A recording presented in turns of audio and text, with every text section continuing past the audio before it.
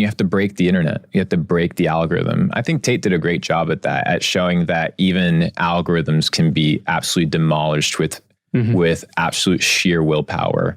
What happens when an unstoppable force meets an immovable object? That's one of these physics questions that are hard to answer. So when you have individuals that want to get their message out bad enough, not because of money, not because of any sort of agenda beyond spreading truth, then it's very hard to censor. I mean, right now we manage over 3,000 accounts, right? That's all Luke Belmar content. We post a video every 60 seconds. My goal is to reduce that to about once every 5 seconds. So how can you ban that? How can you censor that? It's very hard to censor. Yeah, you may censor a couple pages, main pages. You may run a couple articles and talk down on certain individuals, but with sheer power and sheer numbers, it's unstoppable. There's no algorithm that can break. Talk me through that. Like, how is that done? And like, what's even the growth of it being as a result? Over 2 billion views, first year of content. So let's take a step back, because you're a master planner, right? So you're coming on the internet scene, you've done a bunch of shit, you know what you're interested in, you know what your values are. How do you approach this? So the first thing I wanted to do is, I don't get a ton of hate online. Every now and then I get some hate. You're very balanced. Yeah. And at the end of the day, my objective was if I'm going to be on the internet, right, and I have a message to spread, I want to be an individual that I'm proud of, right? So a lot of people, they go and create content with facades. They go and create content not being who they are, not showing the reality of their situation, not showing their vulnerabilities. I don't give a fuck.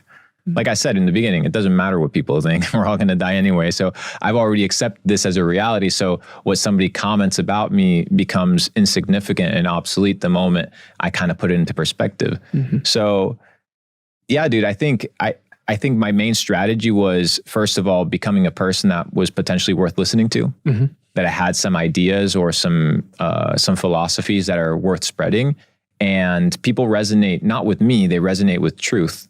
They resonate with what is real.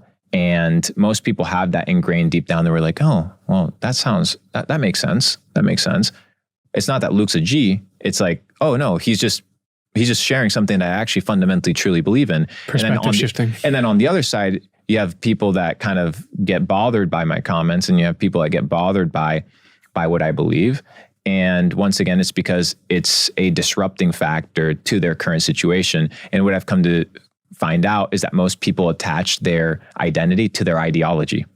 So if you can detach your ideology from your identity and allow people to give you new data sets, allow you to are allowed to probe your thoughts or criticize your philosophies and worldviews, then you should welcome it. And it's a process of self-development. Yeah, dude.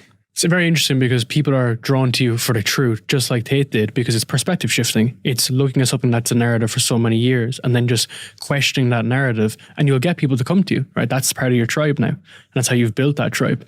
Question for you off that is, do you think like men are still lacking that role model and that influence? I mean, yes, at the end of the day, you need to determine who you want to be like. There's beacons of potential. That's what I call them. Figures that inspire. So my goal is just to inspire through my actions and inspire through my philosophy and inspire through my worldview. And if people join me in the journey, so be it. And if people don't join me for the journey, then it's totally cool. When you look at Socrates, Aristotle, Plato, now they're popular. They were murdered. They were murdered for their worldview. They were killed. They were crucified. They were burned at the stake for their philosophies, for their desire to change reality. And sometimes that's what's required in order to change the world. So what's cool today, people like Leonardo da Vinci, they look at him as a genius, but back in the day, nobody liked him. They thought he was a weirdo. It was just a guy that was painting, the Last Supper in some random mural that was a paid commission, but today it's priceless, right? So the perspective changes as time goes on. And, if you want to be a genius, you have to be able to stomach being misunderstood. And I'm totally cool with that.